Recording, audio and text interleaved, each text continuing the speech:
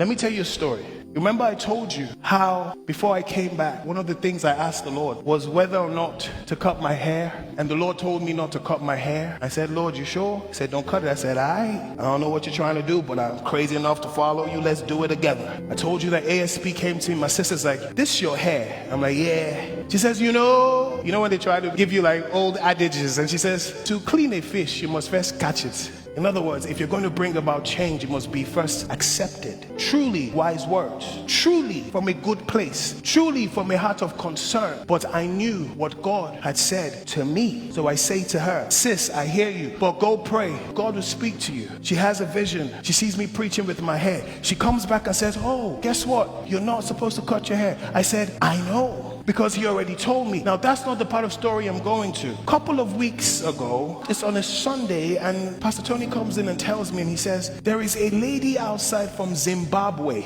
that came to see you, and she flew in from Zimbabwe. Now Zimbabwe is southern Africa. She flew from the tip of southern Africa all the way to West Africa because she wanted to come to church. I said, what do you mean? So I'm like, please bring this lady in. And she begins to tell me a story. Now she's like so excited. She says, people think I'm crazy. I told everybody I'm coming to Nigeria for the next 3 to 4 weeks. I'm just coming to church. And we're like, huh? What happened? And she begins to tell me the story. Listen to this. It was 2016. I was in New York. It was Thanksgiving. And I had a vision, and it felt so real. In this vision, I see you with your hair, and you're speaking to me, and I've been dealing with some things in my life, and there was like this dog on my shoulder, and I knew that this dog represented the weight I was carrying. And she says, you had this long sword, and you began to speak to me, and it felt like lightning and thunder was coming out from the sword, and he burnt the dog into ashes, and he began to declare over me, and I gave her certain instructions.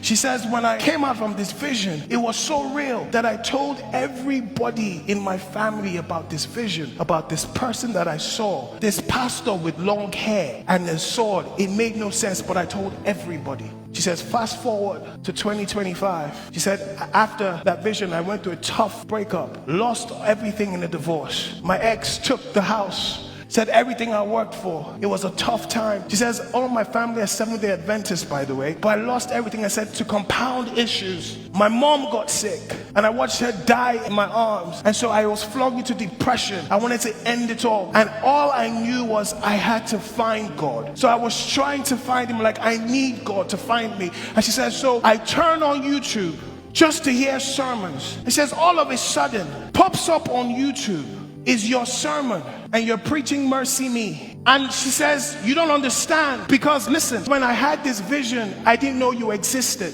The person I saw, I did not know was a real person. So when I saw the man in the vision with the long hair preaching, I began to scream, this is the man I saw. This is the man I saw. She said, people thought I was having a mental breakdown. I was calling everybody. I found the man I saw in the vision. He's real. I didn't know any pastor would have long hair. It's him. It's him. And people are like, what's going on? Like, I need to go. I need to go. Here's what's crazy. Now listen. In 2016, I didn't have dreads.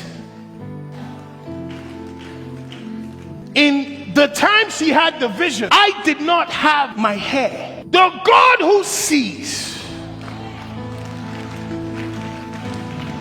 the God who hears, the God who knows, knew that at some point in February 2025, one of his children would have to see a man preaching. Guess what? If he did not ask me to keep my hair, I would have cut my hair. And when I popped up on the screen, she would have seen me with no hair, and it would have meant nothing. But the Lord who knew, fast forward 2025, she would need to see the man with hair, told me, don't cut your hair. And I thought he was doing it to try to prove a point. It was bigger than that. It was to save a life.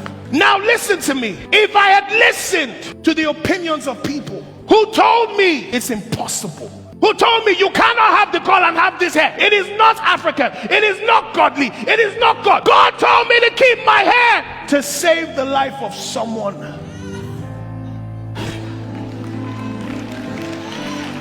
And because I heard him, she would fly 6 hours and come to church for 3 weeks. She would cancel all her appointments. she would say, everybody leave me alone. And she said to me, these last 3 weeks have been healing for me. You don't understand.